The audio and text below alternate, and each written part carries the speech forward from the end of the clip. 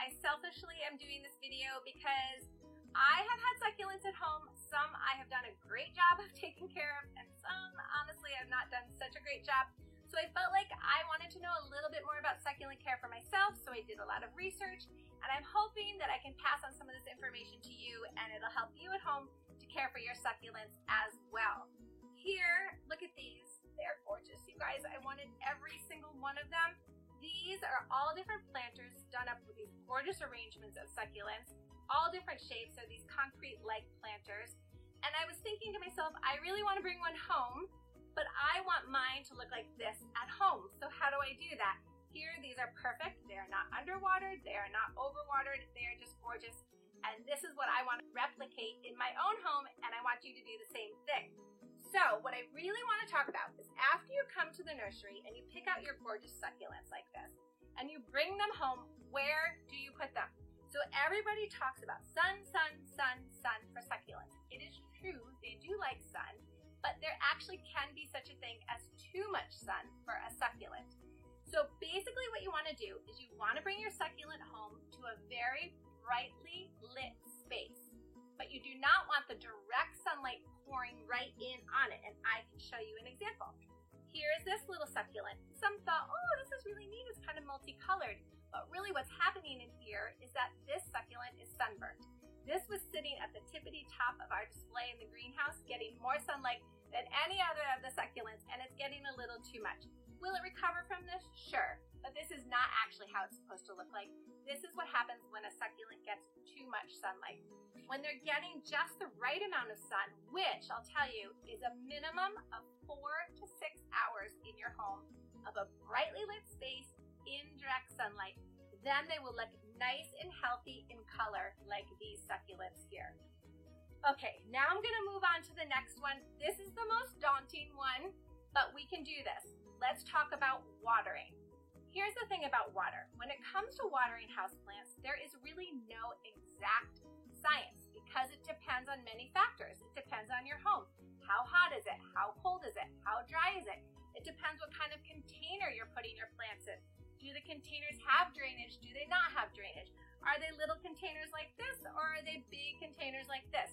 So there's really no exact, I can't say, you don't get mad at me, but I cannot say that you have to water this once a week or once every 2 weeks. But what I thought we should do is educate ourselves, and let's look for the signs of underwatering and overwatering our succulents, and that'll let us know and help us get into a routine at home.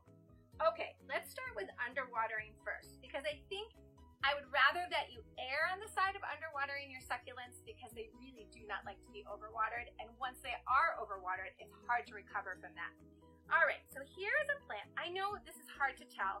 This looks pretty great here on the top, but these bottom leaves feel very soft and they're flat. Here's another one. This one's actually more obvious. The leaves are kind of curling, they're floppy, but really when I feel them, they're very flat, meaning they're not filled with water, and they're very soft. This is a sign of underwatering. The other thing is you might get some brown, crinkly leaves at the top. If you're getting that, it is underwatered. I want to show you this though. You see this plant? This has brown, crinkly leaves. On the underside, this is normal. This is not a sign of underwatering. This is what happens when it's growing new leaves. It needs to shed some of its old leaves. So for these, you can simply go around your plant and clean it up and pull those out, and you'll have a nice, fresh-looking plant again. So that kind of brown is okay. It's when the brown is at the top that it's a sign of underwatering. The other thing is that they can get wrinkly, kind of like elephant skin. So when you notice that your succulents are getting kind of wrinkly flesh, that is another sign of underwatering, and you know you gotta step up your watering a little bit. You can get them to recover from underwatering if you saturate the soil really well and maybe a couple times in a row. Now let's talk about overwatering, much harder to recover from. I did struggle to find a good example of overwatering until one of our employees happened to just walk in this morning, what great serendipity, and brought me a great example of overwatering a succulent. I don't know if you can see this, but what happens when you overwater a succulent is often they start to get very yellow. They start to lose their pretty color. That's one sign. The other sign is they can get mushy, like they literally feel like mush in your hands. Now this has gone way past mushy. This is getting rotted. So these leaves feel mushy, they feel really squishy, and now it's even growing some fungal growth on it, some mycelium. This is way overwatered, guys. There's no recovering from this one. So always kind of err on the side of underwatering until you get your routine. Okay, here's the other thing I really want to talk about. People will say, okay, I brought home these beautiful little succulents that are so tight, to the top of the container. And now look at it, like it's getting bigger, it's starting to grow up like this. These are nice and tight. And then I have another example of, look, it's starting to get what I call a little leggy. Don't get me wrong, I think this still looks beautiful. But some of you ask, what am I doing wrong? Why is it doing that? In this situation, you're doing nothing wrong. Succulents grow, guys. But there are kinds of leggy that aren't that great. So if you are putting your plant in not bright enough space, and it's not getting at least that 4 to 6 hours of sunlight, they can get what's called very leggy, and they can do it very quickly. They'll just start to grow so fast, but also the thing you'll find is that they're not very strong. It's a weak stem. So a leggy one that's a weak stem that's growing really, really fast is because it's getting too little sunlight. The other thing that can happen, even though I do want you to fertilize your succulents with a cactus and succulent fertilizer, that's important. I do want you to fertilize them, but if you over-fertilize them, you can cause that leggy growth as well. So what I want you to do when you fertilize is only fertilize in the growing months, which basically means spring to fall. You do not need to fertilize them during the winter. Let them take a little bit of a break. And probably just once a month from spring to fall is sufficient for succulents. They don't really need that much fertilizer. Here is a good rule of thumb for watering. When you water, I want you to let the soil completely dry out like the Sahara. Let it feel super, super dry.